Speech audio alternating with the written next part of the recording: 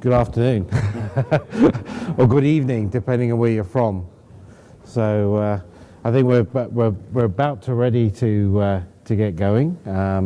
I'd like to welcome everybody to this morning's session. My name is Darrell Jordan Smith.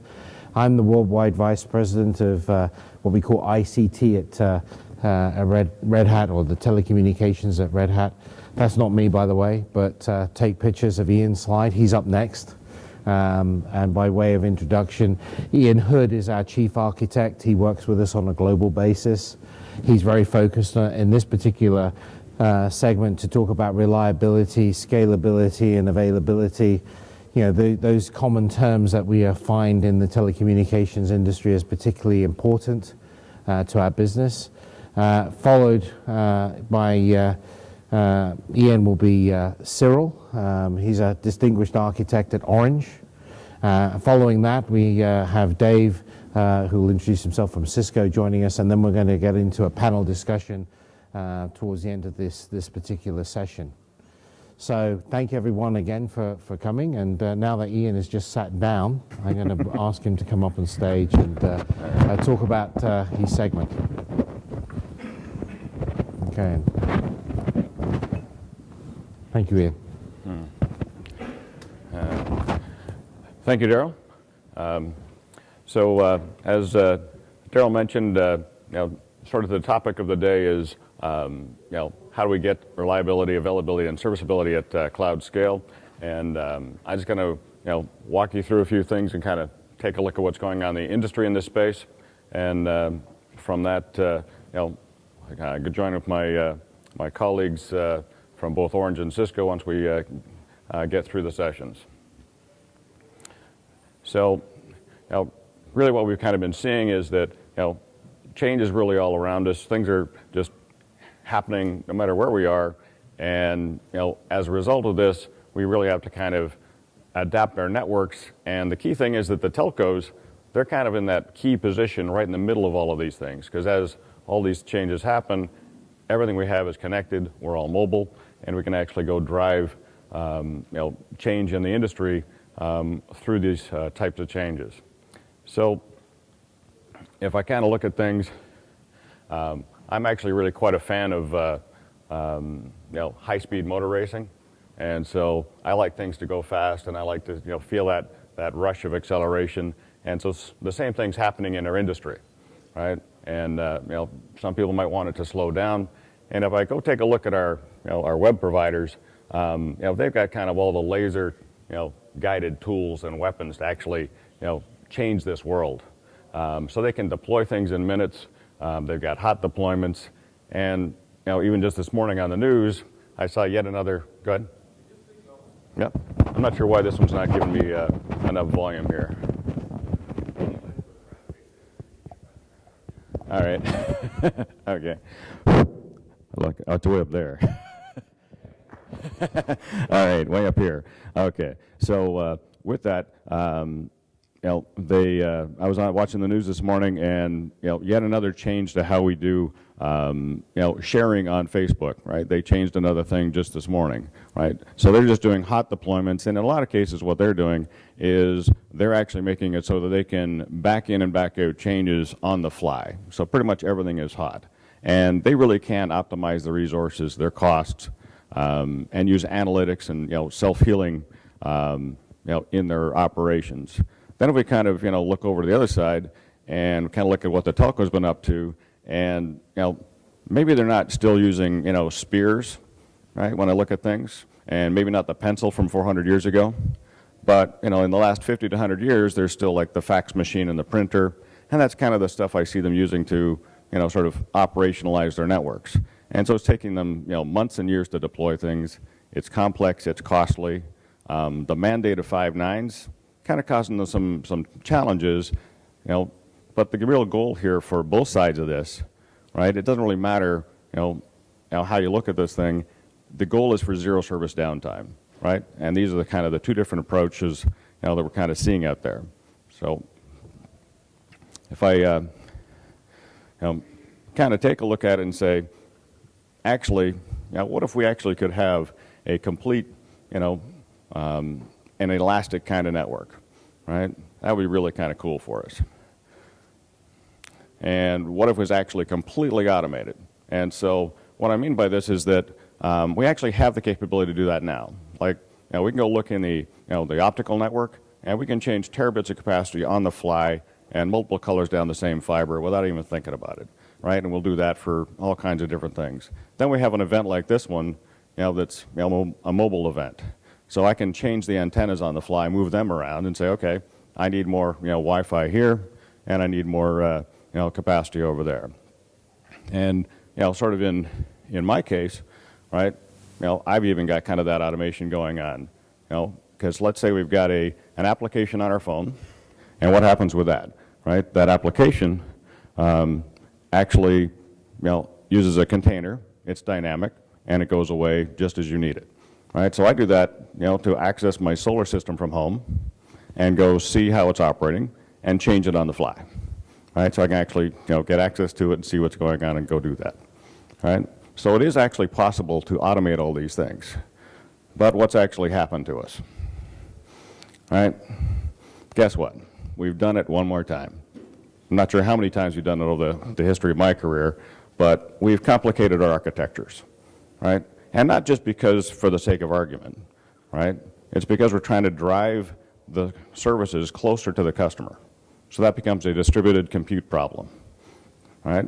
But on top of that, this kind of crazy thing is that we've actually made the implementations more complicated, right? We're not, choosing to use the right tools and normalize them and those kind of things. So we kind of made ourselves, kind of a little difficult, and the implementations we're making, really aren't taking account of all of the details necessary. So, kind of how are the new services going to get deployed, kind of in the cloud kind of space, and it's across all of the different industries, right? We've got the business services, right, being delivered, out to the edge, whether it's the infrastructure or platform as a service, out to the, software-defined WANs. Then there's the mobile private networks. And a real key one that we're seeing with, some of the customers who are delivering media is how do we do just-in-time, encoding, just-in-time caching to deliver media and gaming in this architecture as well. And of course, we can't forget, where the next drive is to get mobility to us and allow us to deliver that service, and that's the evolution of Cloud RAN and IoT to further distribute all of these services. And the real tricky part here is how do I make all of these things to work together instead of in the current, vertical silos that we've got. So, what are the three things that we need? Looks like my animations didn't convert well from Mr. Macintosh to Mr. LibreOffice. Just one of those fun things. So it's really quite simple. It doesn't really matter to me. I don't need the pictures to kind of tell you that. It's really the make money, save money, go faster, right? That's kind of the three things that would be up there on the left-hand side of this thing. Right? Well, that one actually worked, good. But on how do we actually deliver to that, right? I broke it down into three things. There's probably more things to think about, but just so we kind of keep it simple, it's about the reliability. So what does that mean, right? It's the consistent delivery of high quality, trusted, secure services. And it's also about guaranteeing that the customer actually got what he paid for, right? That's kind of the first piece of the puzzle. Then the other one, right, the history was, okay, how many nines can you deliver, right, in the architecture? Right? Well, that's not really what it's about. It's all about, we all want the service on all the time, and how can we minimize the impact to the business, when something does go wrong? And the key here is that, we have to plan for the failure, right? Expect it to fail and figure out how to, solve that problem. And most of the work right now, up until this point in the industry, with sort of the technologies we're doing with SDN and NFV, we've kind of been focused on the first two. Right? And now kind of what we're doing is we're taking a look at the much more important things, which are the serviceability side, the lifecycle management. And that's really where, if we're going to kind of keep up with the speed and kind of drive and compete, is to automate these things, right? Because it's really kind of key. So I did my best to kind of simplify the picture of the telco architecture, because I've only shown, sort of one data center, the wide area network, and sort of your, your business, your consumer, your mobile services being connected off, to the left. But if we kind of look up the stack and up the layers, we've got service orchestration, application orchestration, and if we'd actually cross the chasm between the applications and the services, we're going to have some kind of cross-domain orchestration, right? And on top of that, you've got, the back office systems. So the key thing to remember about these networks is that this is multi-vendor across the whole picture, right? Not just, down on the network pieces, right? All of the software elements are multi-vendor. And as a result, the only way that we can actually deliver to this is that collaboration amongst ourselves in the communities. And it's not just about, okay, so I've got a nice REST API or a nice, Java API of some sort that is open, right? That's nice. Whether it's OpenStack or OpenDaylight, it doesn't really matter which one we talk about.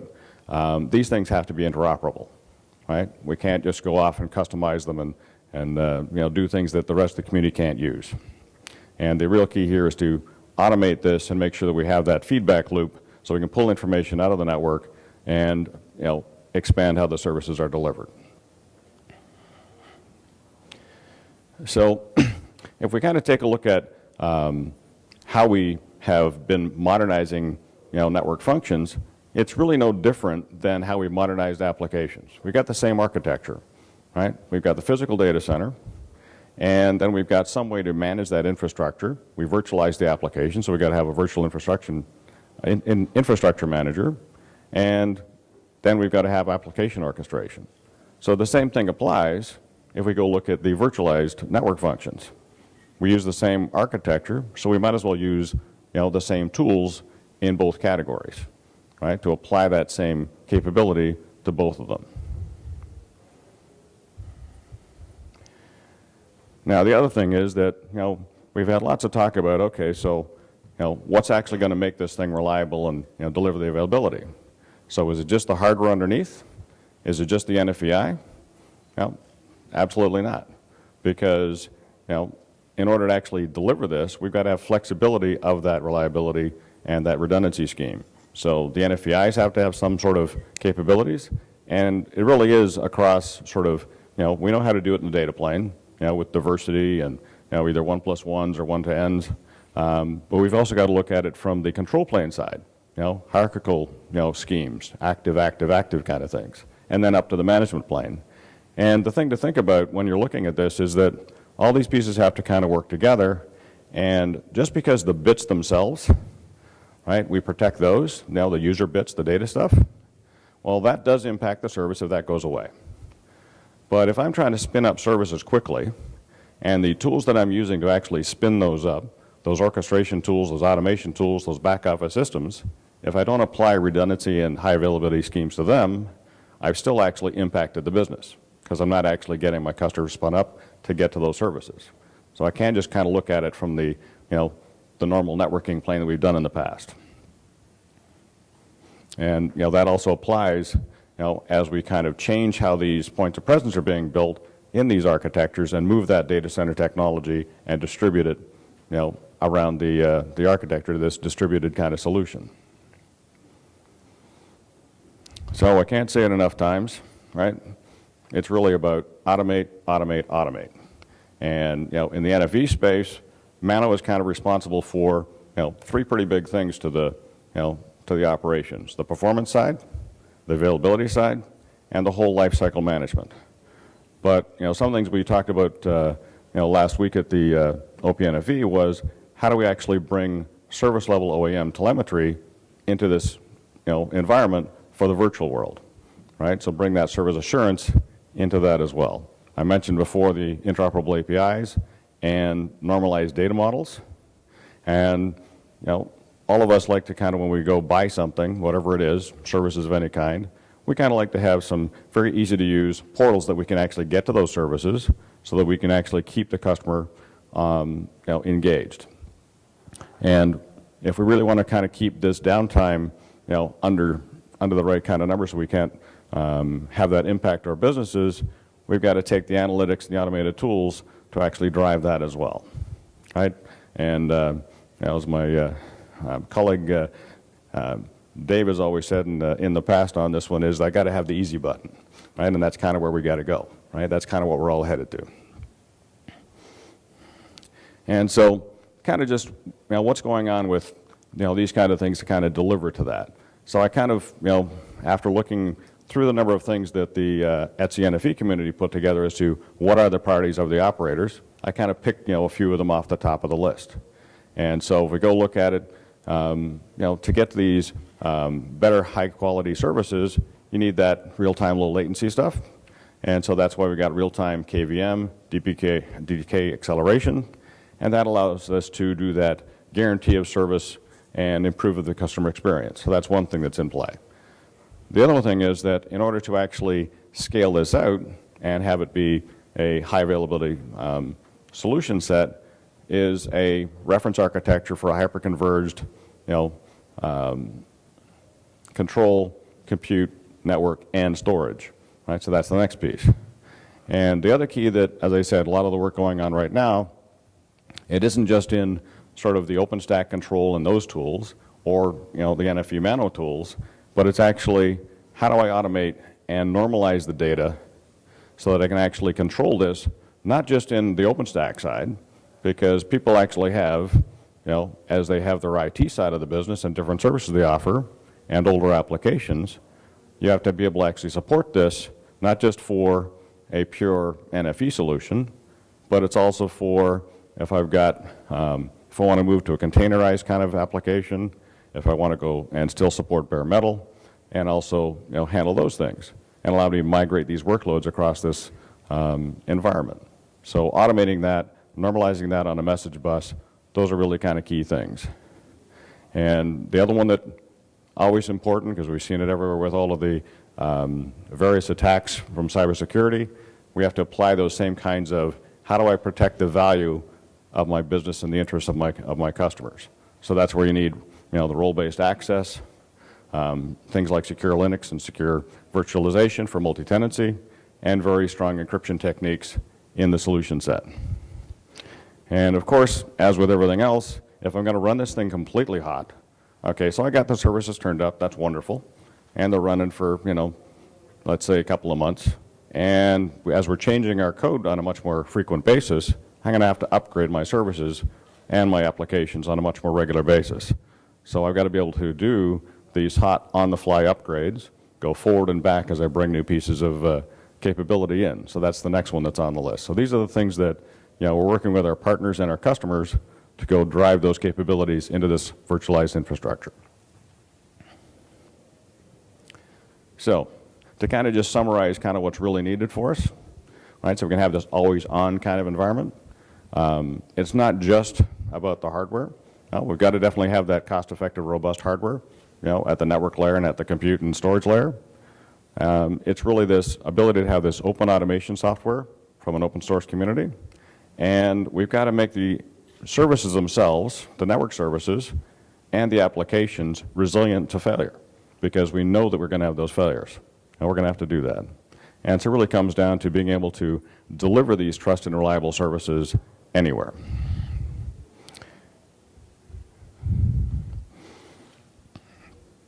All right, and so really in order to actually get through this constant change that we've got going on, we really have to collaborate on all of these kinds of capabilities, share our innovations, and then we can actually speed these solutions to actually help change the world as we wish to. And one of the things I saw in terms of change from like history and how those things are going is that I went on a trip recently to Bordeaux, had some wonderful wine out there, and they've got some traditions they've kept, right? So they still have people handpick the grapes, wonderful thing, but then once those grapes have been picked, that's the last time human hands touch them, right? Everything from that point on is handled by machines and it's automated. In fact, even to the point where those grapes, as they're picking them and they put them in the machine, they've got a laser optic machine that actually says that these are the grapes that are actually good enough to go into the batch we're going to actually make the wine from. So even historical winemaking has found ways to automate how they deliver their best quality wines that we all like to enjoy and actually make that happen. So with that, we kind of think about how we can use these technologies to improve our lives, not just in how we enjoy wine like I do, or car racing, but also to help in learning and telemedicine and drive changes in the economy, because we've seen that as well. Thank you. And so now I'd like to welcome my colleague up from Orange, Cyril, our chief architect from Orange. Come and join us. Thanks. Okay, hi everyone. So I'm Cyril Puget. I'm working at Orange as a, not architect, but product manager in Platform as a Service. And I'm going to present you our story of what we've done around Platform as a Service in Orange with Red Hat. So although we are working on issues that Ian described around pure telecommunication issues around network virtualization and all this. We are also working on other different topics in Orange. So I'll start with maybe a few numbers to describe what Orange is. So we are a global telecommunication provider, leader in Europe and Africa. So we are providing telecommunication, internet services, and also some corporate services to different companies in the world. So it's true that our business was at first mainly on telecommunications, but since now more than 10 years, we are working on different kind of business. So we also have some things around submarine cables. We also invest much in the banking with Orange Money, mainly in Africa, and different other topics. So 1 year ago, we presented our group strategic plan, which is called Essentials 2020, which is really around providing a unique customer experience to all our customers in the different countries where we are. And the idea is really to provide this unique experience around all the digital services for our customers. So now we are in a situation where we are working on all this strategic plan. And as you may know, Orange is really a big company. It's more than 150,000 employees in the world. And I work on my side mainly in a division which is called Innovation, Marketing, and Technology. And our role is really to design these digital services. So not only design these services, but also deploy them in production for all the countries where we serve our clients. So as you can see, it's obviously around communication services, but also now we are working and investing much in Internet of Things, in big data, in mobile banking, cloud, TV. And we are around, in this division, we're around 8,000 employees in the world, and 5,000 really dedicated to innovation. So we have different locations in the world, as you can see here in this picture. So our team are really distributed all around the world. So if we look at the situation where we were a few years back, we had some really like legacy things around legacy organization, infrastructures, tools, and it was quite hard to achieve this objective. We had providing some new digital services, unique experience, and do that in a fast way. So this was because of like clumsy tools and process, the fact we were many distributed teams. So it was really not easy to achieve this in this situation. So obviously impact, most obvious one were time to market, and it was quite hard to achieve reliability, availability, and serviceability at cloud scale.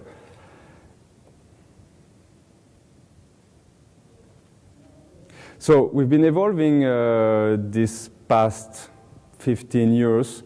So first, we're working on a service-oriented architecture to improve the way our IT and our service platform are working. We had also much investment in the way projects were organized, around skills and tools. And now we are really focusing in cloud and platform infrastructure as well as DevOps transformation because, as Ian said, it's all about automation and being able to deploy fastly some new services. So this is where we, in our division, wanted to really focus.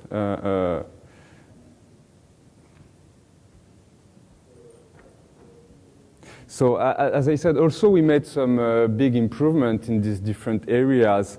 We observed that things were going quite slowly, and we didn't have time to lose. So we were asking to compete with big players, also like Google or Amazon. But if we looked at the way we were organized internally, we were not competing with the same tools. So it was quite hard to fight with them. So the idea was to provide some more modern cloud platforms and solutions for all the projects who are making innovation in Orange, and really focusing in really serviceability.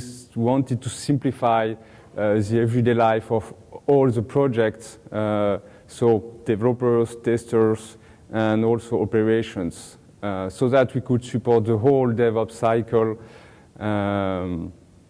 in Orange. And what we observed when we started to have some virtualized environment first and now some cloud platforms internally, we've seen that it was still not enough, or sometimes, and it did not fit really the problem that all these projects were facing, because it required some really IT specialist skills and much time for every project to build all this automation, all this DevOps, and also projects needed much more than just infrastructure as a service. They needed some solutions to do CI/CD, to do some automated testing, to be able to scale all this application in the cloud, etc. So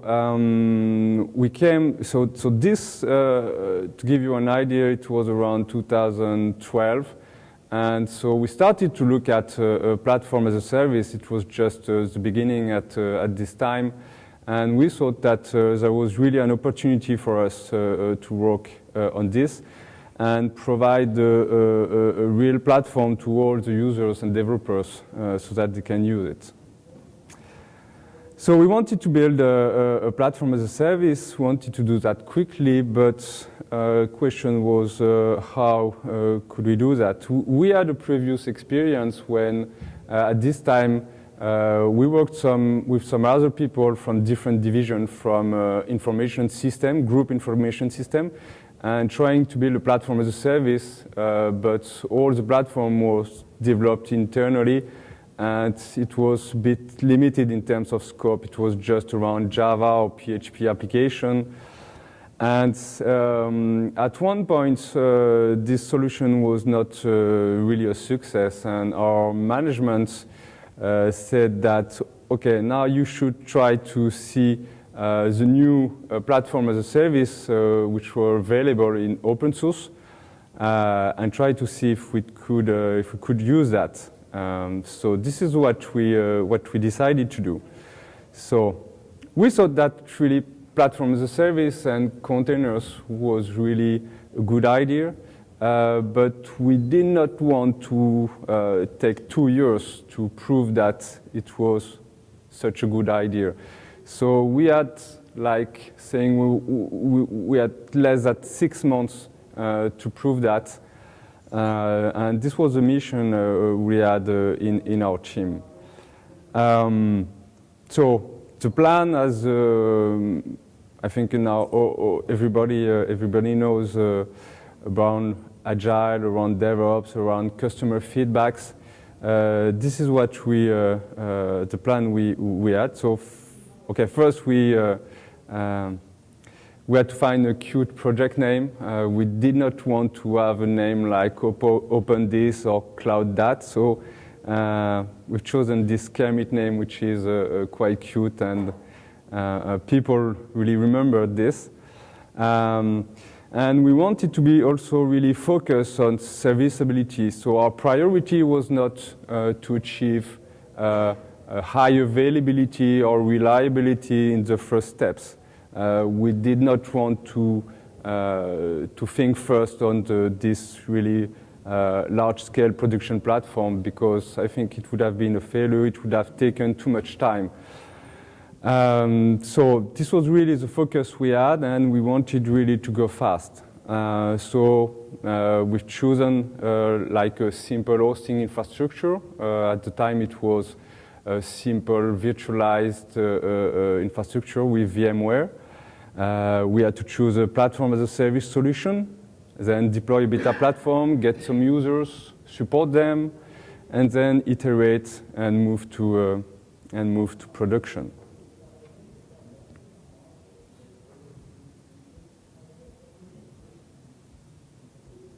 So this is roughly how things happened. So we started end of 2013, and we said, okay, we're going to first take just 2 months to evaluate what were the opportunities, what was the open source platform, the service that were available at this time.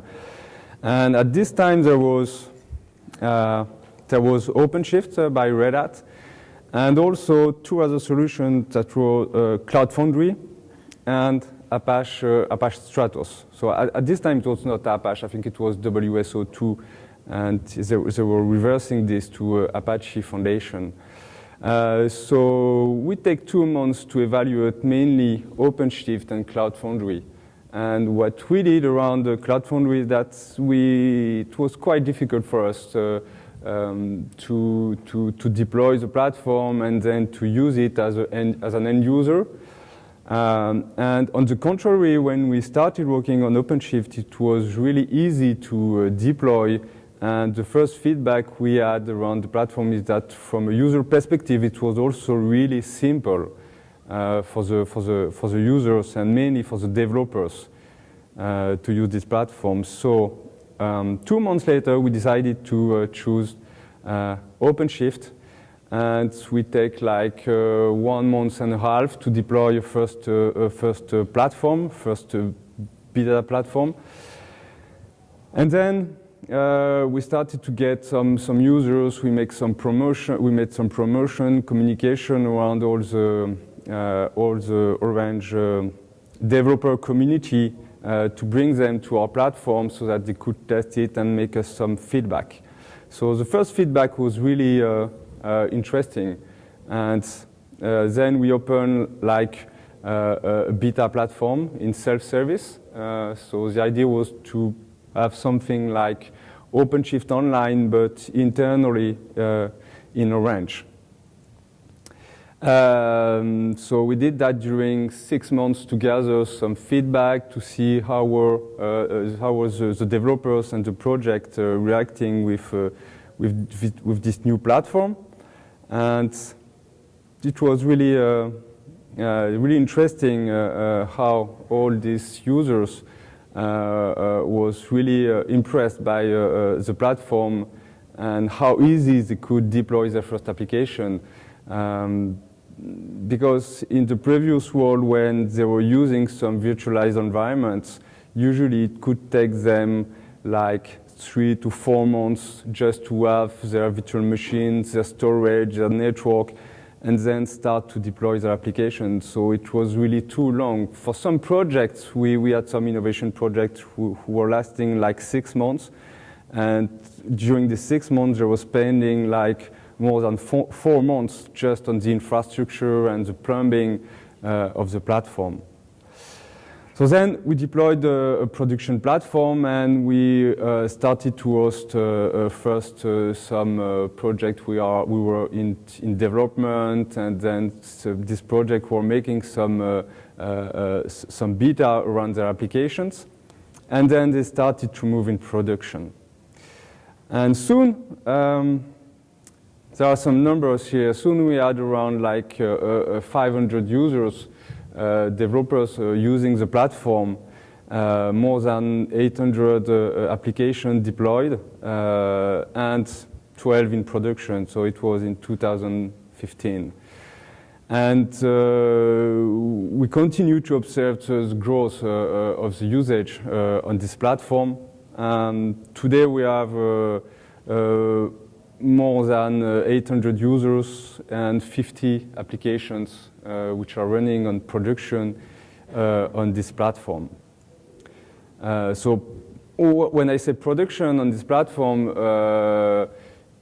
as I said, we did not want to target critical application at first. So we were more like offering bronze SLA on the platform and providing some best effort support to them. And then OpenShift 3 has started to be available on this, and we started to work on OpenShift 3. So to give you some examples of the applications that were deployed on this platform, we had many backends for mobile applications because there is really much innovation, and we are developing many different mobile applications. We had also some rich communication frameworks providing infrastructure and clients solution to build some real-time communication services. We had things like Internet of Things aggregation services for end users and service providers. So you can see the range of application is really wide. And the most, I think the most critical application we had on the platform was a web application which is used in Orange shops as part of transforming the way we are welcoming all the customers in Orange shop. We wanted to move and do like what Apple is doing in his shop. And for instance, this project, they came to us, and it was a developer who first used the platform, and they was really satisfied with the way they could start to make some DevOps, some automated deployment for the application. But this was more critical application, but it was like they did not have so much choice because they wanted to go fast to have a first version so that it could be used inside Orange Shop. So that's why they deployed their application, and today it's still running on our platform, and it's used by like around 15 Orange Shop in France. So this application is a critical one. So they make the decision to move to another platform because we were not yet providing the SLAs they were requiring for such a critical application.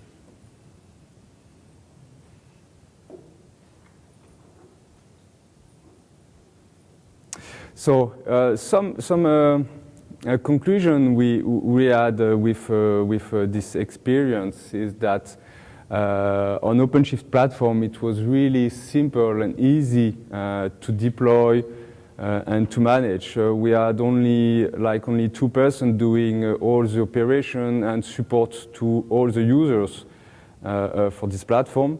So it was really cost effective. We were also really surprised by the stability of OpenShift platform, and we managed to reach a really good platform availability on this.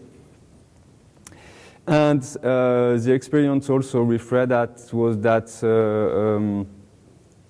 we were really satisfied and found that the support, Red Hat support, was really valuable for us. Not only to fix some issues in production or identify some bugs, but Red Hat support also helped us really to do some things with the platform. From a user and project perspective, we observed really these strong adoptions. The numbers we've shown just before are really speaking, and all the feedbacks we had from them was really, they were really enthusiastic about the platform, and they said that they were having some huge benefits. So usually, as I said, for a 6-month project, the people told us that it's like it was 3-month savings on a 6-month project. And this way we managed to really have better time to market with this platform and these applications.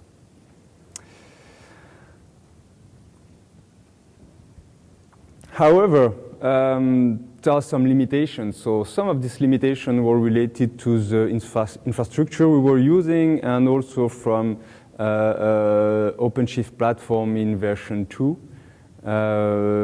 Because OpenShift in version 2 was only supporting web application, so mainly around HTTP. We could not make some scaling for the databases. And also it was a bit hard to do some resiliency and high availability with this version of the platform. So that's why we really stick to a bronze SLA that we were offering to all the users.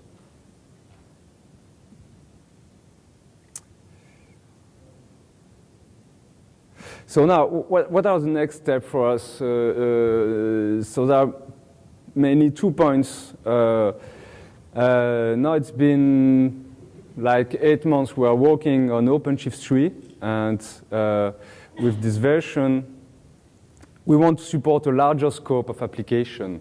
We want to be able to build a more complex architecture with microservices.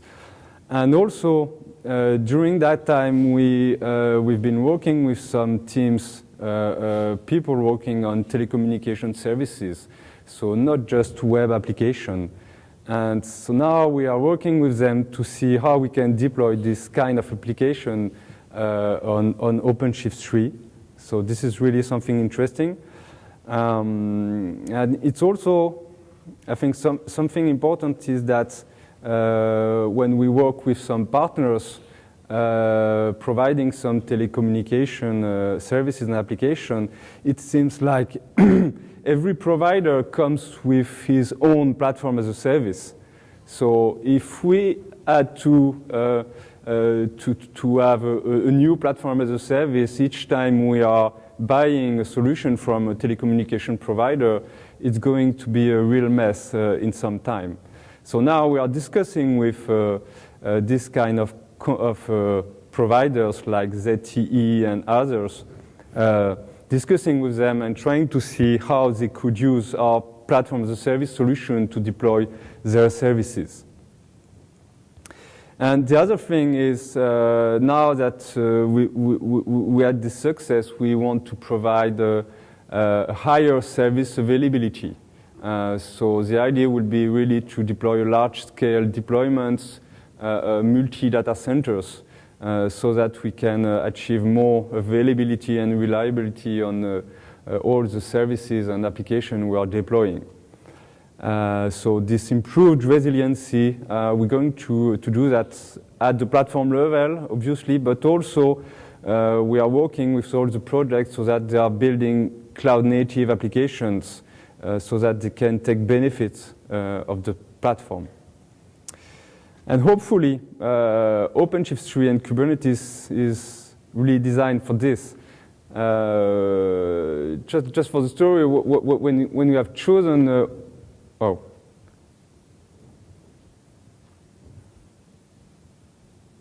Yeah, when we have chosen OpenShift platform, there was some other teams in Orange who came to us and said, "Oh, guys, why have you chosen OpenShift? Everyone is using Cloud Foundry. All the big providers are now in the Cloud Foundry Foundation.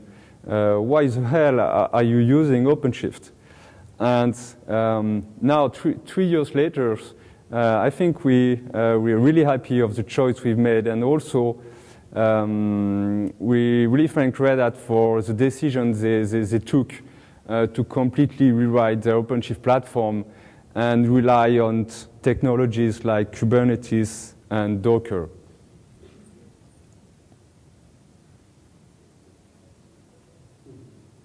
Thanks.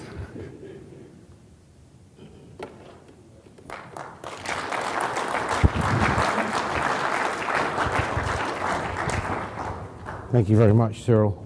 I'd like to, thank you. Thanks. I'd like to introduce David Ward. Hopefully I don't see him here just yet. Oh, you're even hiding there. Okay, thank you. Your shirt was camouflaged to the relative Ward. So David Ward actually joins us from Cisco. I'd like to welcome him up. And hopefully that is the beginning of your presentation. Yes, it is. Thank you very much. See you later. So thanks, everyone. And with no previous coordination between the last speakers, hopefully my talk is actually going to tie them together. So hopefully it'll make some sense on how these pieces come together. And what I first want to mention when talking about virtualized networking for service providers is that it's just not enterprise data center switching. And Ian alluded to this, some of the work that Orange mentioned also alluded to the fact that there are specific differences between what we're trying to accomplish with virtualized network functions than just a traditional enterprise data center. So we're also going to take a look at the difference between what a beautiful shiny Mac produces and this black laptop. But nonetheless, we'll continue forward. Really, the interesting point of the conversation to merge the two together is that Ian spent his part of the talk, and I'll spend the first part of my talk, about the services orchestration down to the network, up to analytics, and then Orange talked about the need to focus on the applications in the paths.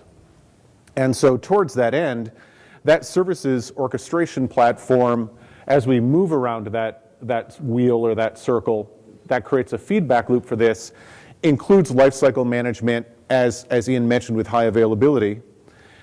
And as Orange mentioned, it's about the business impact, which is being able to use a data center without having to rewire it, which was the state in the past. And can we do everything from broadcast pop-up channels, et cetera. Now, the interesting part of this that they both explained, although I'm going to use this in different words, is that the entire stack to enable that PaaS layer cannot fit in any developer's head. And so my argument here is that the notion of a whole stack developer to build virtualized functions for a service provider or a cable company or even an enterprise, if they need to understand each and every one of the nodes and lines that connect that graph together at all those layers, they are not building their application. And in fact, this is one representation of what the industry has presented to the developer community on what's necessary to build all this up. And as you read this, there's the physical infrastructure, the physical topology, virtual topology, service topology, et cetera, and the policy view to connect these together. But as Orange mentioned, the action is above that blue line. And a couple of other things that I want to mention is that in today's orchestration systems, it's not even possible today at the state of the art to actually orchestrate how much bandwidth you need for a workload.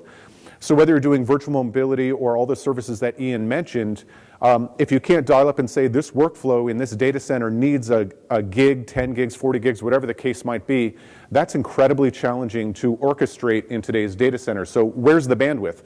Let alone the other 64,000 features that the networking industry has presented to its customers. How about a basic one of, I'd like to reserve a bandwidth across my data center, across my network for this particular workflow.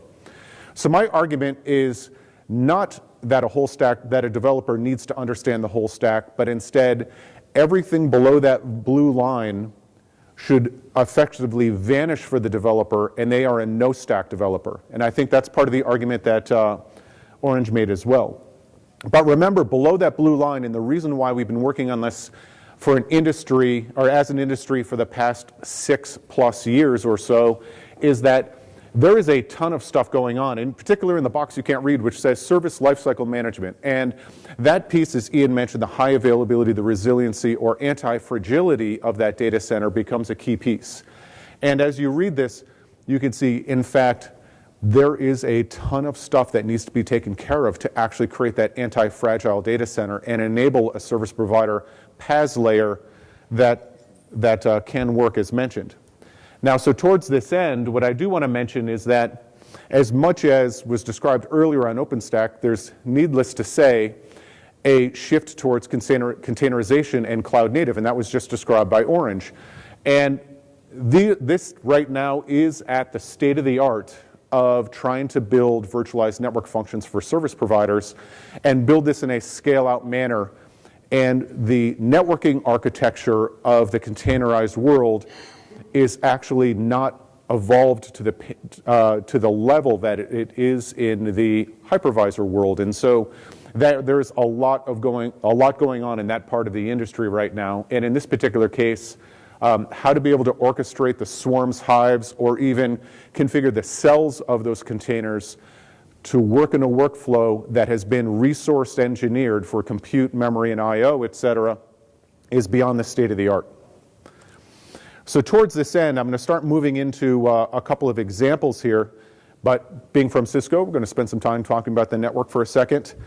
What I wanted to mention that neither one of my colleagues mentioned is that the way that data centers have evolved over time using physical connectivity to layer 2 or VLANs, and that's been built into hypervisors, and that was the original virtual overlay, and then built into containers as the way to connect containerized systems together, leads towards an operational stack of headers that run ships in the night with each other that become incredibly difficult to debug. And so what's interesting at this point for service providers and cable companies, I'm highly recommending that actually building native v6 data centers with a flat addressing space allows the physical underlay, virtual overlay, and service overlay to be removed from their operational environment because it's not necessary. You're on a flat addressing map and you're able to debug and instrument and organize and manage everything from containers, hypervisors, compute, storage, networking, physical, virtual service, all in one flat space. Interestingly, operational ease may be the killer app for v6, and nobody would have ever said that in previous decades. Now let's go to an example of one thing that does need to be heavily managed in. Orange mentioned this and Ian mentioned it, and it's really on media flows and media networking. And the reason why I'm using this example is because it does involve large flows that need to be isolated, particularly when ingesting something like 4K video, which is running at about 13 gigs. Now 13 gigs isn't the largest flow we've ever seen on the internet, but nonetheless, inside a data center, when you're ingesting 4K video that's uncompressed, you're taking a bit stream and you can't lose a bit or otherwise you mess up that particular media flow. So you need to be able to load engineer inside a data center. You have to understand the flow bandwidths, or elephant flows as they're currently called, end-to-end bandwidth reservation, and certainly admission control, so that way you don't run into congestion inside the data center, as that's difficult to manage, so that falls into quality of service. And then flow security, that you're not admitting specific flows to specific workflows that you don't need to. These all could be restated with virtual business services as well. In this case, though, with media, there is, how can I be? I just started. Pause the film. Are we okay? Oh, Annie's going to take care of this. So there is another organization that's working on this IP transition just for media, and I do highly recommend for folks that are in this area and looking at media production or content production and play out, that Ames is a place to take a look. Now let's just take a look at some of these workloads, as we will vary our pace as we discuss these slides depending upon the outcome of Annie's investigation. Are we good, Annie? we will return to a slower pace. As you can see from this slide, and you take a look at the column that says bit rate in gigabits per second, and this is what's coming at us when dealing with uncompressed video from capture devices. And the reason why I mentioned this, one of the fastest segments in the service provider industry is media and content production. You can think of this as sports, as film, or as news. And SDI, the legacy transport, is converting to IP and using IP data centers and using virtualized network functions for this. And it is the most rapidly transitioning industry or subsegment of service providers and cable companies out there. But you can see that those are no fooling bit rates. And that needs to be load engineered and resource managed throughout that data center. And also what's interesting, and here's the piece on building out IP data centers, is that just to have a conversation past hello, obviously there needs to be flexible workflow heading towards a PaaS layer. Deterministic latency, guaranteed bandwidth, admission control, as I've gone through before, and as you read these other pieces, it also gets to a very anti-fragile or highly available or resilient, as Ian mentioned, environment that's required, but also channel A/B switching, so that way you can switch between cameras. And when you think about high availability for business services for others, it's effectively the exact same thing. The availability has to go all the way to the flow, and the network is part of creating that environment. What was mentioned earlier was that in a hypervisor world and in a containerized world, that bandwidth is an issue. And so part of the message today is that this has been open sourced in the FIDO or FD.io project that we're working on with Red Hat and others, which is a bit banging, packet flinging forwarding engine right at the bottom of the stack. And in a nutshell, it's screamingly fast.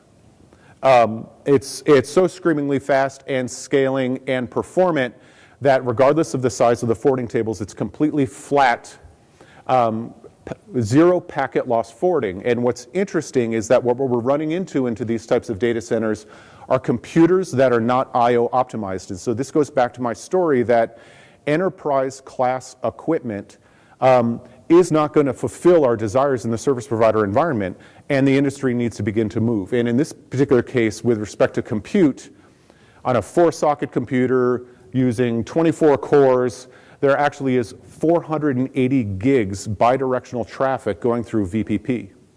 And that's distributed across those 4 cores. And the limitation here is the PCIe on the computer backplane getting enough I/O to the sockets. And so it's kind of fascinating that we now hopefully have solved the forwarding problem for V4, V6, or L2, but we haven't solved the actual infrastructure problem. So again, resources have to be managed. But the interesting thing about this, as I continue forward, is that you add ACLs in this environment and it only drops down to 462 gigs in the same environment.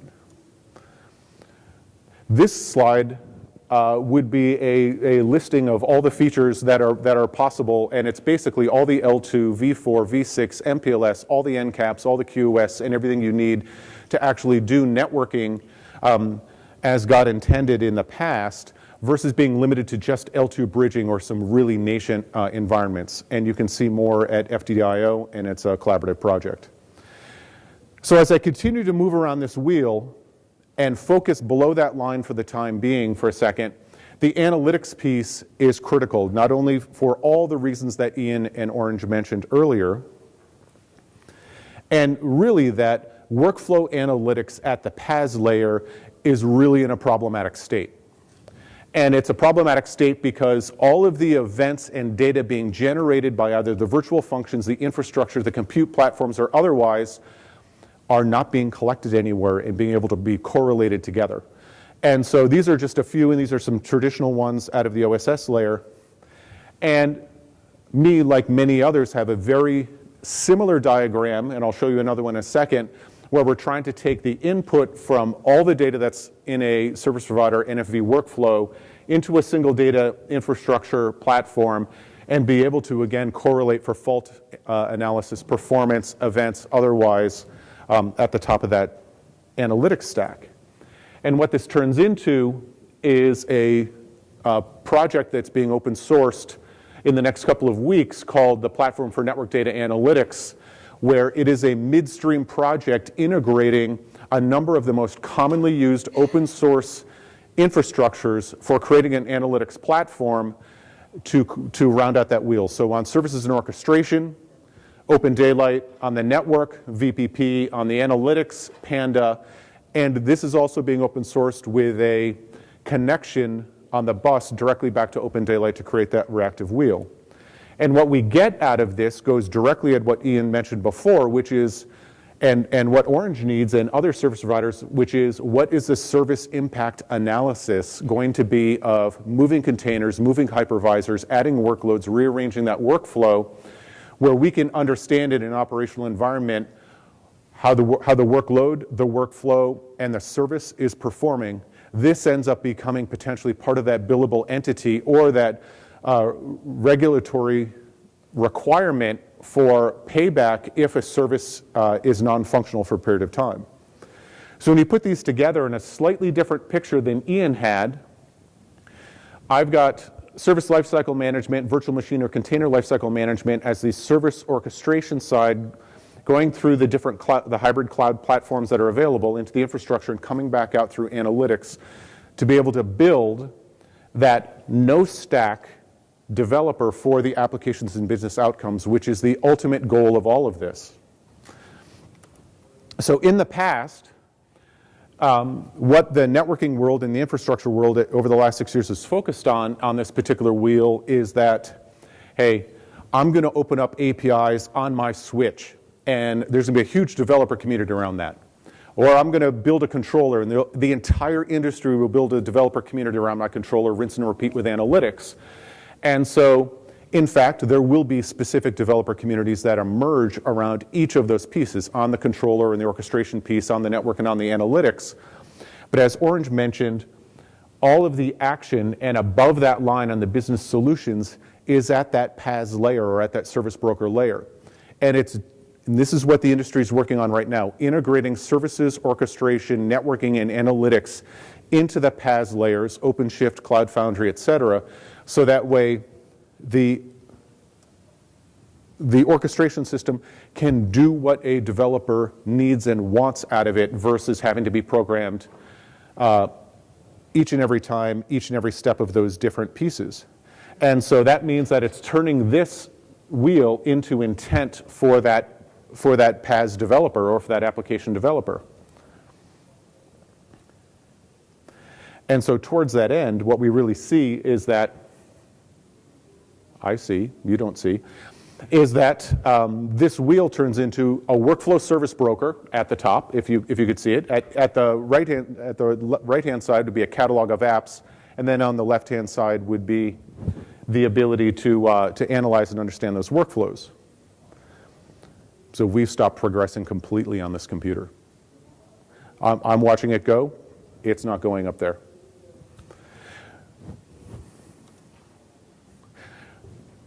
All right, we made it to another slide. So we skipped a couple pieces, and really what it turns into is that we can push the intent from that platform through the orchestration layer. Now, over the last 2 years, the open source projects associated with networking have exploded on the industry. And it's gone from just a few projects in 2014 to a great number of projects that are related towards building out that orchestration piece. But let's take a look at some of the measurements of success associated with this, from low success over to high success of high commuter diversity in production and a diverse community. Some of the key projects are Open Daylight, OPNFV, and FIDO's come on strong.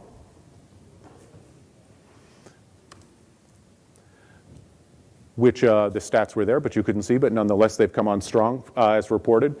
And what this turns into is an architecture from 2015 with OpenShift, OpenStack, Open Daylight, and this is what was going on back in 2015, to this is what's come on in 2016.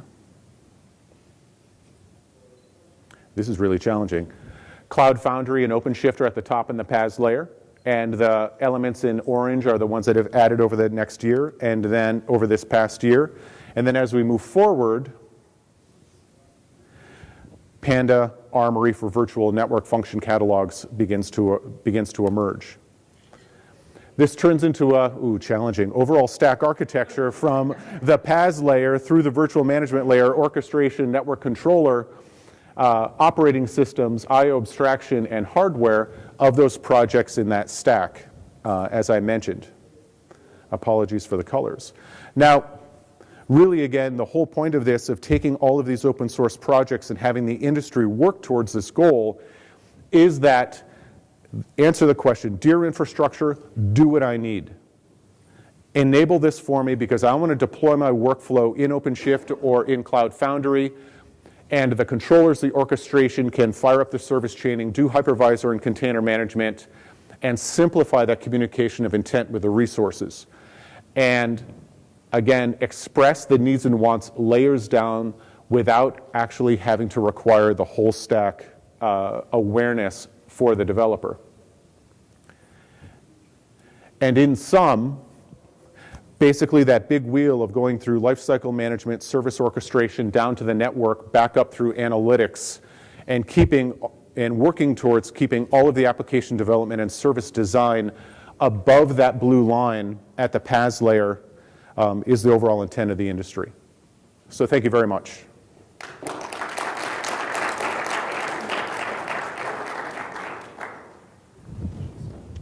Thank you, David. So we're moving to the panel discussion, and I'd like to thank David for a very good presentation, although it was somewhat challenging. We had someone trying to throw us out the room. It happens frequently when I talk. Oh, okay. Well, we try not to do that. So, David, if you could just take a seat. I'd like to invite up Ian Hood and Cyril, and I'd like Pierre Mathis to come on up as well. So while they're coming up on stage, I'd like to ask you the first question. You did a great presentation on where the industry is going, some of the complexities around that, some of the challenges. How does Cisco play into that from a PaaS perspective all the way down, in terms of your offerings to the market space and what you're trying to challenge and work towards? So what we're trying to do is actually build towards two of the PaaS layers, primarily OpenShift. We're also a platinum member at Cloud Foundry as we use that in our products as well. That's used in, we've built WebEx on top of that and Spark, our new collaboration kit, on top of that as well. But we're also building it directly, this orchestration analytics layer directly into OpenShift, and then going to market with pods jointly with like a FlexPod or vBlock with Red Hat, and then trying to build and building NFV solutions on top of this for many of the use cases that Ian mentioned earlier. Virtual mobility, virtual video services of cloud DVR, VOD, segment recorders, which is how you do your recording in the cloud of the content that you're watching, and then virtualized business services as well. And so what we've found over the years, and this took a lot of implementation work, is that as we started building up our virtualized network function portfolio and our solutions for customers, we have an orchestration platform called TLF that is a brilliant, I guess in the industry that would be the Mano layer per se, as it does orchestration and service modeling. And we build on top of that for the static workflows, but for the dynamic workflows that Orange mentioned, you need a different orchestration system, and you need to be able to use the scheduler and dependency graph that's generated by either Diego and Cloud Foundry or by Kubernetes, et cetera, to be able to lay out those workflows and the swarms and hives that fit in a hybrid data center. So, but to dial all the way back to the question, we're building towards this PaaS layer and developing and deploying solutions for NFV today. So Cyril, from your perspective, so I spoke too fast. I don't speak French. He does, so maybe he can translate. But yeah, how do you see abstracting layers of the network in what David was talking about as being an important element of you building a platform as a service in terms of applications that use networking elements to drive further revenue-based value to the business? and that kind of links a little bit about what Ian was saying earlier about Facebook launching another application or a modification, that agility over the network that you're really trying to drive through. Yeah. So as I said, we're not, where we work in our team, we were not really working on this telco abstraction layer. There are other teams working on this, and they are working also with Red Hat on NFV. On our side, we're working really on platform as a service, but it's more around not specific to telecommunication world. But what we see that in the coming years, we're going to merge all these different things so that we can provide this common abstraction layer for people to build services, and that infrastructure then take care of managing all the workflow, and developers don't see all this complexity. And that's important to you, I would imagine, that complexity, trying to remove that and find strategies, because it is mind-blowing, the level of complexity below that. Right. And you want your developers focused on that. Ian? Well, and it's like getting that, Dave was kind of positioning it that if we could get that, collection of 10 layers that are below the line, to kind of just look like a platform, and then I can actually focus on normalizing that data with a message bus, across this thing. That's kind of where we're headed. So, Pierre, from your perspective, you do a lot of work around DevOps and agile-based services. What are you seeing in the marketplace, talking to many of the customers you interact with? So, one of the misnomers is that, as we move to this transformation to the cloud, we have a tendency to think that everything's going to be virtualized on VMs. But the reality is that in the telco world, you're seeing a lot of different types of workloads. You will have bare metals, you will have VMs, you'll also have containers. And it poses a challenge, the complexity, right, of not only looking at individual workloads, but across workloads. And, I use this term of polymorphic infrastructure. And that's how we really need to start looking at this. Having the ability to cut across all these different layers in a single pane of glass, I think that's really a direction that we really need to start taking into consideration. The other aspect that I think is very important is that, we talk about technology and trying to solve it from that perspective, but that's actually the easy part. The human factor is the much more difficult part. And so you're seeing this NFV transformation occurring, and very solely on a unidirectional from a technology, but how do we change and modernize not only our technology, but our people and our process and our mindset to work on this? Because you have to understand, we're doing this to run the business side of the house. We're transforming so we can enable the business to do things faster in a more agile way. But what are we doing internally? And I think in the keynote of Jim that you saw yesterday is really this collaboration of this new model that we need to adopt. And this is the part of the telco that's not always necessary. And this is where Red Hat works very closely on this part of transformation, that it's not just the technology part, it's also human and process part and mindset part. And that, I think, is a much harder task. And if you actually look at telcos today, we're a very rigid organization. Everything is siloed. But we're asked to start putting things together. And I think that, Target had a very, very nice model of how do we pull these virtual teams together, working with the business and transformation. And I think that when we talk about the technology, we also have to think of who we're doing this for. Right? And we got to take that in our equation into building these new types of platforms to enable the business. And the business have to be participating in this. If not, then I think we're losing a big part of our business case of why we're doing this. So coming back to you, David, from a multi-vendor environment, I mean, not all our customers are greenfield. There's a lot of legacy in there. What is Cisco trying to do to try and bring that together in the overall solution that you're providing to clients? So two things. One is embrace every SDN protocol that's out there now, because an SDN protocol, actually this might sound strange, and we didn't talk about SDN too much today, but the interesting piece is that I'd prefer that there are no network engineers or even data set IT engineers that need to know or understand a single SDN protocol. All they're doing is programming a specific function. And each one, and there's about 20 of them now, all do something a little bit different, and they do some things well, and they don't do other things well. And so that's just the way it is. So the point is, get the job done. And let me take this conversation one step forward, is that to be able to support different types of equipment and different layers and different eras of equipment, much of that equipment actually doesn't support any of the SDN protocols.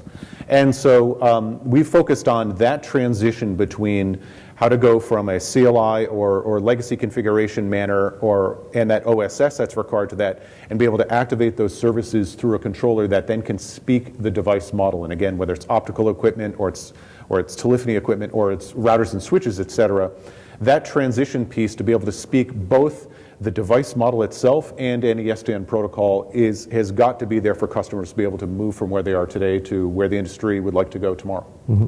Great. And what are you doing around automation in that space? Because it's quite complex in the multi-vendor environment as well. What are the strategies that we can look at in order to automate a lot of those processes? So that actually goes again back to our network service orchestration layer through TailF, which actually can speak to any device and can create a service model that can be anything from activating a VPN service to these entire workflows of virtualized network functions, and present to the operator actually an abstracted service model on top of this fully orchestrated system that can work across any device, legacy or any era of equipment as well, because that device model can be translated. So whether it's one of our virtual firewalls as an example, or it's another vendor's virtual firewall, an operator doesn't necessarily have to see the difference. They know that they want a firewall because they've chosen something due to best of breed or supply chain management or whatever the case might be. And that can be orchestrated by that same unit. So the multi-vendor, multi-era service activation or workflow orchestration is really not an issue. But if you're going to take that next layer up, Dave, don't we have to kind of look at that message bus we talked about to make NSO, Cisco NSO, talk to somebody else's orchestrator and have a common normalized way to do that? Yeah, right now, as you know, Ian, right now in the industry, there's probably 5 nano projects out there in open Only source. 5, yeah. Yeah, 5. Well, I'm sure by noon there, or whatever. Might be a couple more.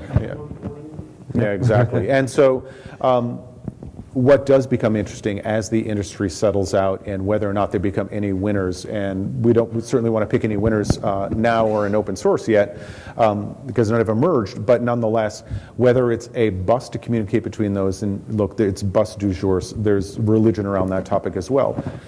But I have no religion on this topic. Somebody likes Kafka, will do Kafka. Somebody likes RabbitMQ, will do that. I mean, all of those are currently supported to be able to exchange data and models, just like in that reactive wheel that we discussed, or I presented earlier. And that also allows multiple controllers, of course, to pick up messages off that bus and react as necessary. So Ian, from a security perspective and a reliability, the quality of service of all of this. So if you're an operator, if you can't demonstrate quality of service, you can't bill for it. And there are a whole set of things I know that you're thinking about, that you hinted to in your presentation. How do you see some of those issues evolving over the next 12 months per se? So we sort of see the the evolution of we've kind of, as I say, focused on kind of the the latency and kind of driving that number down, and that goes to kind of can we get this hardware we've got underneath us to do what the ASICs of the past had done before? So we kind of go spend some time on that. But on a security perspective, we got to also make sure that these applications, aren't able to interact with things that they're not supposed to, right? So the same thing of a multi-tenant environment, you got to think about that in the same way from an application perspective. These applications have to be, somewhat controlled from hurting each other, so to speak. So those are kind of the things, both on the, what do I get, from a service perspective, and how do I secure that? Those are kind of the things we're going to start to see in controlling that, security at the application layer, because that's really kind of where things are. So Ian, of these complex orchestrated systems, whether it's OpenStack or containers or otherwise, do you feel that the infrastructure is actually designed and can be deployed in a secure manner today? Pulls pin, drops hand grenade. No, actually, I don't think they are at this point. I think it's a huge problem as well. It's because one of the things that we tend to find is that we haven't quite figured out, have we redesigned this architecture to properly secure And one of the guys from the NSA said it, I think about a couple of presentations I went to a while ago, that said, we're basically doing it all wrong. We're kind of closing the door, after the horse is out of the barn, right? That's kind of what we've been doing. We've been locking things down after the fact, right? Actually have to design this stuff up front, same way as we do from the reliability perspective. Got to design the applications so that we know that things are going to fail and things will get recovered. Same thing from a security perspective. The value that I want to protect has to be designed in up front, and we haven't done that, so we've got to kind of look at how we secure that value in a different way in this architecture. So absolutely, I agree to the it's there. And right now I'd say, and you should correct us if we're wrong, really in a lot of these environments either a moat has been dug around that data center that's providing these services, or it's done through addressing schemes that folks don't have access to it, which is just another version of a moat. But even still, just how to be able to do some basic things of passing around passwords to be able, and usernames to be able to configure these virtualized functions end up becoming, unfortunately, a bit operationally sloppy in some of these complex stacks. And I think to your point is that I think the security is only going to get more complex. As we move out of the data center into the IoT space, as we're starting to have our workloads distributed, the complexity is becoming more and more daunting. And so it poses a lot of challenge. I mean, we're talking here within the data center, within the walls, confines of our data center. But what happens when the data center starts to spread out in an IoT world from the devices themselves? What if we have a distributed architecture that is in our home, that is in our car? So I think the security, I think you could say you're secure as your weakest link.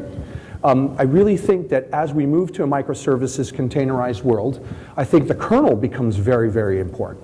I think securing the kernel, hardening it, becomes a critical part in your armor. It's not the only part, but it's a key part. I mean, I think one of the things around Google, I think that the areas that they found secure, that they spin up VMs every other hour. They keep people guessing. So if you're going to hack on Google, you have 1 hour window. After that, they use anonymity to basically spin up inside their cloud in a very, very efficient way. I mean, but I think we have to relearn and rethink how we're going to secure this outside the data center as well.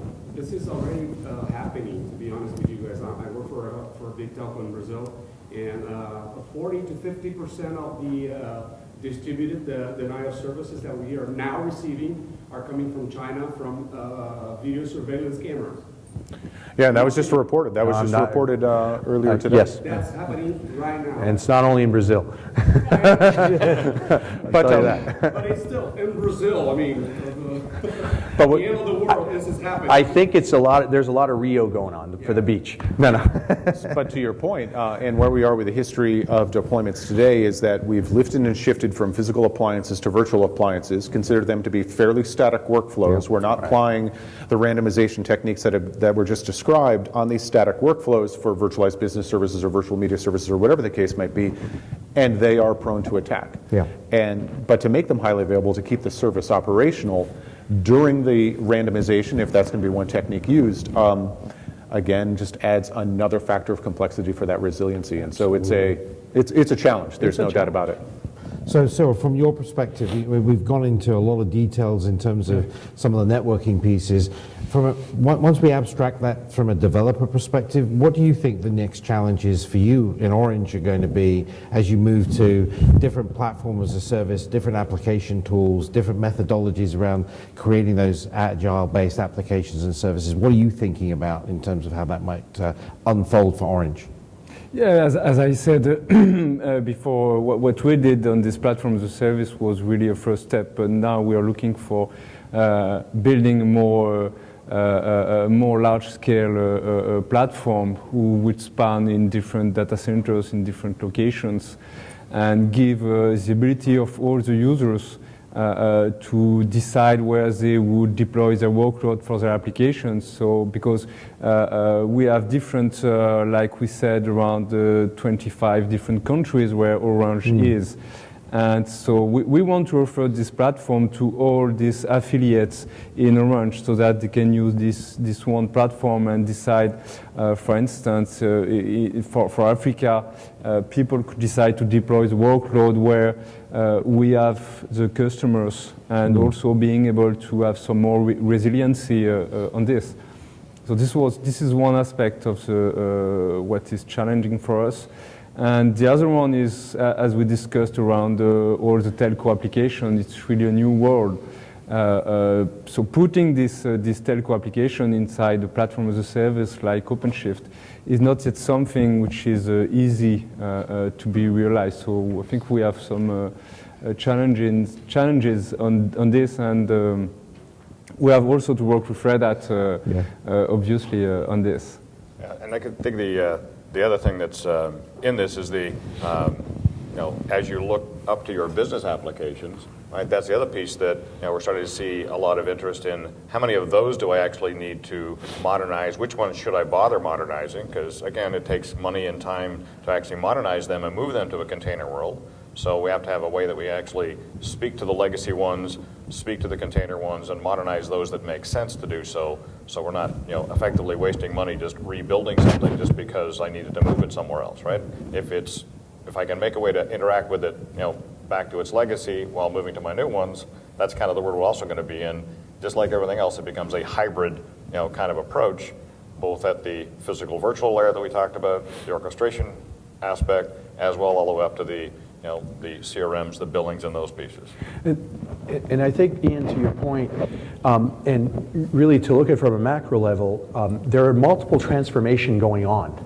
Right now we're very focused on the infrastructure transformation, right? That we're going to, pretty much a physical state to a virtual state, right? Let it be the entire stack. But there's also a transformation occurring at the application level, right? So as you go from a monolithic to a cloud base, you then go cloud native, right? So you're starting to see the application being transform itself, taking capabilities of being a cloud native application. But then there's a third application transformation also going to occur, is as we move from a cloud native to a microservices. So what you tend to see is basically these applications became broken up into smaller chunks.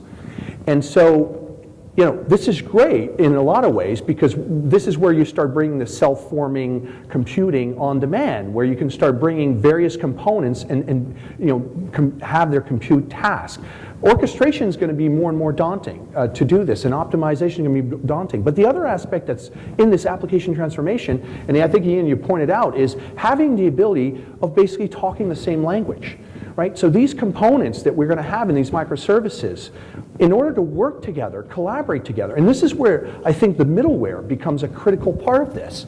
How do you make sure that you don't end up with the Babel Tower, where you have multiple languages talking and not being able to share this information? So that's within this transformation of microservices. But then you have the microservices need to talk to the legacy application. So this is where I think the middleware piece becomes absolutely critical as you go from your infrastructure to your application modernization for microservices. And this is something that I don't think we talk enough about. But I think it's an evolutionary step, but it becomes a very, very key point in that next evolution is going to be the middleware, making sure these apps can talk to each other. So Dave, sorry. Do you think OpenShift will play an important role in this? Absolutely. OpenShift will play an important role, and is the ability actually for JBoss and other middleware to have the ability to talk with OpenShift and the OpenShift framework. Absolutely. So David, in a year's time, we've got all these Mano initiatives going on, open source projects going on, some being launched by some of the operators, other companies, building. What's your prediction? How's that going to come together? Do you think we're going to have an all-encompassing orchestrator, or we're going to have different layers of orchestration? How do you think that's going to work? It's not going to come together in a year. Mm-hmm. It's going to be more fragmented in a year. Personally, I don't believe in any grand universal orchestrator theories whatsoever. And so I don't see that happening. Could potentially be in layers, but it also, what I hope we don't see is every vendor, every operator having their own independent orchestration platform, just getting us into, talk about a Tower of Babel. It would just be a monumental disaster because nothing would end up talking to each other. Mm-hmm. And we'd basically end up back where we already are with, these proprietary OSS BSSs that we can't break apart and in the SP space, that is the fundamental change. So as was discussed earlier in the applications, talking directly about telco, virtualized network functions have to follow that same piece. I described it earlier as lift and shift. We kind of understand exactly what's going on. It was running in that appliance. It's now running in that hypervisor. It's static. That's not necessarily an economically viable solution. Just to forward packets for a provider at the number of tenants, the scale and performance that's necessary. But the large expenditure of the IT or the OSS BSS that's required has to be able to move over where they're actually doing service design, and they're actually understanding and brokering these services to create actually a service that customers want to pay for. But that's the ultimate business that they're in. And the OSS IT person now needs to become actually PaaS aware, and hopefully not stack aware. I'm not going to repeat that piece, but if they actually become now workers in that PaaS, then we've managed to transform that OSS. So over the next year, I don't think the orchestration piece is going to become clear, but I do think telco is going to need to make much larger steps. And if there's something missing in open source, frankly, it is an OSS BSS. We're just caught with an anchor around our heels of traditional EMS, NMS systems in telcos. And that not only are there no standards, there's no open source for this to participate yet. So I'm hoping to see some of those in a year's time. Great. So in the last few minutes of this session, I'd like to see if there are any questions from the people in the room and the audience. I don't know if anyone has any specific questions. We have a gentleman from, I guess, Brazil. So very proactive. I'd like to take the opportunity to have anyone here want to ask any questions. Yes, sir. Can you say a few words about TSA Net? TSA Net. Okay. Who wants to take that one in terms of support? Ian? TSA Net. Grenade, throw it. Yeah, sorry, don't have a lot of detail on that TSA Net at this point in terms of how that one's going to play out. So that's we're still kind of monitoring how that one's going to fit from our perspective. Do you have any more context around the question? Just around the integration of support, validating DNS. Right. Okay, so on that front, we sort of been, we've got it's in the industry kind of the way this kind of works is each of the vendors sort of has a how do I validate and certify the various pieces that aren't mine, right? So we've got that approach at Red Hat in terms of, okay, I've got some third-party VNFM, some third-party SDN, so we kind of validate that piece. That's kind of where we started. Same for the the network providers, and Dave can correct me if I'm wrong, but there's a certification program for the ones they have inside Cisco, and the ones that aren't Cisco that they need to kind of validate within their system, right? So they kind of do a solutions kind of approach. But what I think the industry is asking for, and I've talked to AT&T and others about this, is how do we get kind of a common process to actually validate these and actually ensure that the telemetry I'm going to get off of these VNFs can actually be pulled up into that orchestration systems. That's kind of early days. The project in OpenFE that's going to kind of start that one off, that's kind of where it's headed. So that's kind of where I'm seeing it at the moment. Thoughts, Dave? Well, like everything else in this world, if one certification program is good, 8 are better for some reason, because OpenFE's got one. We know that there's a couple of other foundations that are being forming. BBF is picking one up. MEF is picking one up with their LSO orchestrator. Almost every operator has their certification program. Vendors have theirs for partners that are coming into it. But that one has the ability to shake out actually fairly well over time, because in general, can it be orchestrated, say, by heat as an example? What is the scaling and performance and features of this particular VNF? What does it do L2, L3, V4, V6? Can it do these end caps, et cetera? So there's at least a common language that probably will emerge, maybe not in a year, but certainly over time, I think, of the basic variables that are going to be brought forward that need to be addressed. So I think that one actually could shake out. Yep. Yeah, I just want to debunk this kind of myth of carrier grade or carrier class, carrier class, and discussion about what's actually required. So I can't hear him. So he was saying he wants to debunk what's considered carrier grade or carrier class. And the interesting thing about using those monikers is that carrier grade and carrier class usually means fits within a high availability framework and a service impact framework that can meet regulatory requirements. In the past, that's what it meant. And in today, it's can it be orchestrated and does it work? That's kind of where the industry is now. And I think in the past, I think that question was very, very valid, as you were in the voice-centric world. But as you're moving and evolving to a data-centric world, as you're moving to a microservices world, if you ask that question to Google, what is carrier grade, they'll tell you, look, if you're missing your Facebook download or whatever, Google search, it's just reloaded. So I think the notion of carrier grade, we really need to think about this in where we're heading, not where we've been. And I'm puzzled by that as we're moving to this data-centric world. What does it really mean? There's a cost associated to this, and I don't know if people understand that building this highly redundancy in the infrastructure, I think poses a challenge and also poses a tax. And I think you'll see these OTTs and these FANGs that we call the Facebook, Amazon, Netflix, and Google guys really don't care about that. And because they also see that they need to focus more on agility, developing new services, and not caring much about carrier grade. Still delivering a good service, but maybe not a carrier grade. Yeah, it's focusing on the service delivery. And so to that point, back to the telephony example, a couple decades ago, it was a telephone network, then it carried a little bit of data, then it became a data network that carried a little bit of telephone and some video, and now, frankly, the internet is a video network that happens to also carry data and telephone. And so the definition of carrier grade is, am I watching my TV or my video or whatever the case is at the quality that I want to? And thankfully, the architectures of using virtualization and containers allow us to build network and service architectures that don't require 1 + 1 and 5 nines. And of course, there's the old adage, if I built a 5 nines data center, am I going to get a 2 nines application, or should I build a 5 nines application and build a 3 nines or whatever the case data center out of that? And I think that is an absolutely right way to think, and I think that's what was being teased on before, which is take the availability requirements to the service, not to the equipment necessarily. I won't say what operator you're from. I don't want to put you on the spot or in trouble, although I know. Do you get that from the operational guys in your business? Do you find that they're asking about traditional carrier grade in that context? Certain tenants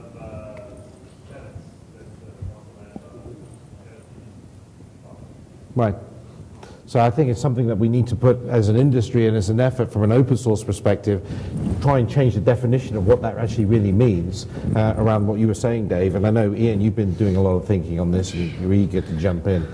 Right. So because it's really about changing that, a mindset and approach, and nobody's waiting for that physical thing to be built the way it was before. They're jumping ahead and saying, okay, I got to have, it's the ability to reload things on the fly, spin up a container, throw it down. That's kind of the approach. And, balance that with, okay, if I got to have that high quality video, do what I need to make sure that I don't drop any bits, when in that, scenario, especially for the content folks. So it's a balancing act of, some of those older schemes that we need to kind of apply, as I said before, kind of these flexible approaches to what redundancy schemes, what things need to be recovered, how quick can I scale up and scale down? Because, as I said earlier, just the bits isn't the key thing, right? It's how do I actually ensure that the operational tools that I've got didn't fail me, right? So that I can't actually take orders, right? Because that's the other problem. I think it'll be fascinating to see when our telephone calls are going over WebRTC and our containers are moving all over the place, and you're trying to understand exactly where is my bearer channel for my telephone call, talking old terms, actually residing, and in what data center as it's moving around, as the containers are going up and down, et cetera. It's going to be fascinating to see how this works out. To what Cyril was saying earlier, he wants to have the flexibility as to where to run these applications, whether it's at the edge of the network or in a particular data center, and be able to manage that effectively as well. All while I'm watching my TV on the phone and we're using my concurrent device. Absolutely. And not dropping a bit. You'll be curious to see where my 8-year-old, 4-year-old starts using the phone anymore. I mean, that's the other thing. It's a dying breed. What you mentioned about OSS-based systems, if you look at the industry, I think OSS vendors, telcos, operators, everybody just failed on, for example, providing safe inventory on services and such. And now if you look at this dynamic world, do you guys believe, for example, traditional OSS vendors and systems that are in place today are going to be able to evolve to this kind of demand? all these dynamic services. And, I mean, if you cannot keep up to date with physical inventory that you have on site, for example, are you going to be able to keep up with this dynamic? So I guess the question to the rest of the room is, will the traditional OSS, BSS vendors be here, and how do they evolve to address that opportunity? Article from 2015. Yes. Yeah. For sure, We'll for forget- sure. we'll And forget just a- there's, you don't want in your. Hey, no, I'm not an OSS BSS vendor, so I mean we can make fun of them all we want. The interesting thing is I would never use TM forums or an OSS notion of inventory management and apply it to a container. I mean, I'd use their inventory management and apply it to a computer that they run on, but for the love of God, do not try and put every virtualized function you have and have that within your inventory. As you say, we don't even know where the fiber goes, let alone where the container is currently running. And so just like the the networking vendors have had to evolve as we said, okay, we're going to take this hardware that's proprietary and rip it apart and break it, disaggregate it, and go multi-vendor and play that game and get this virtualized world we're all living in and the containers, etc.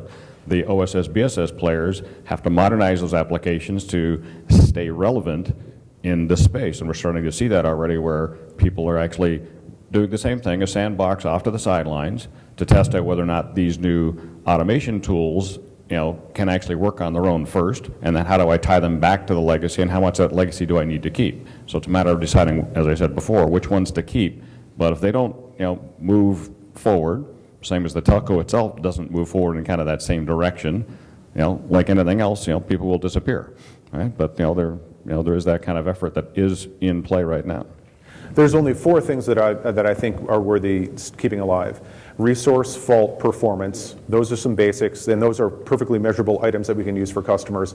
And then inventory for the physical assets only. And then above that, you have to get the actual location, operations, analytics out of that layer, as we discussed in the presentation, and not use any of the legacy TM forum pieces for those pieces at all. I don't want to give an answer to the question, but it'll generate another question. But a lot of the OSS and BSS players that I see, as they virtualize their applications and put them in a cloudified based environment, their hold, the traditional hold that they had over those telcos in terms of we deliver a carrier grade 100% available billing system, that hold they had actually goes away quite substantively, and they're having to be forced into much more agile ways in terms of creating those applications and services, which then comes back to where some of the things that Cyril was talking about. I think operators are going to use platform as a service to create new billing mechanisms to be able to actually find new revenue streams very agilely, and that compared to where they were before. It would be fantastic if communities emerged to work towards that. Yeah. Right now, the telco and service provider working groups inside OpenStack are a bit challenged in PaaS layers. They're not involved yet. Those communities are still yet to emerge, and particularly those developers are yet to emerge and pull us together. So my concern now is that it's clear now that the telcos lost the hyperscale public cloud race. They Yes. completely lost it. I came from 2009. I was living in DC area. I saw all the promises and etc. Were they even playing? They're playing, but No, I'm just being facetious. Yeah. And the thing is, I think, and I mean, we will miss the SDN and NFT race for these disruptive, whatever you might call. The question that I think is that it was clear that telcos lost that they could be an important player in the hyperscale market. They have all the things that they have the money, they have the network, the data centers. all the customers. Yeah. And they lost it. They lost it probably because of the lack of vision. I don't know. You could discuss this along. I agree, and I think it's various battles to a longer war. You could say that for the data center cloud, yeah, they might have lost it. But I think the next one is where I think they're going to be more instrumental, and they're going to learn. And I think as we move to the IoT space, as we move outside, and as you really need the asset of the network, both mobile and fixed, this is where the telco become instrumental. And I think as we march to a 5G, where we're going to have a flat IP network, And you're going to start seeing things a lot orchestrated differently for these new types of services, and OSS start fading in the background, become more web services than ever before. I think that having access to your customers and having access to the network and the mobile network, because let's face it, everybody's going mobile. I think that's the asset that will make sure that keeps the telco in play for a very long time to come. Yeah, I agree. Still, it's something that I'm about to see. And to be honest, it grabbed my attention that Cyril. Yeah. Cyril, he works for a innovation. Yes. Orange. This is still being seen as innovation inside the telco. Yeah. I mean, of course, there's it's pulverized. It's there's 8 standards. It's nothing is settled. But if we don't jump into it, at least to test and fail and test and fail. That's fail, right. Fail, and learn. eventually win something. I don't see and I speak as a telco guy now, and I don't see we making a huge difference. Probably because of our size, we'll be in the game. That's for sure. But I don't see we leading the game as of today. And I agree. I think you will be marginalized if you're not have the ability, and Jim talked at last year's about these horizontal business model, and able to harvest those new services that you build on top of that. And this is where the telcos have to change from transporting information to actually harvest the information. And you need to start building these new business models in order to do this, in order to survive. Because you're going to have your friendly neighbors of Google coming to your market very soon. So we're at the end of the session. It was a great, for me, I actually learned an awful lot. I hope it was very worthwhile for the people in the room.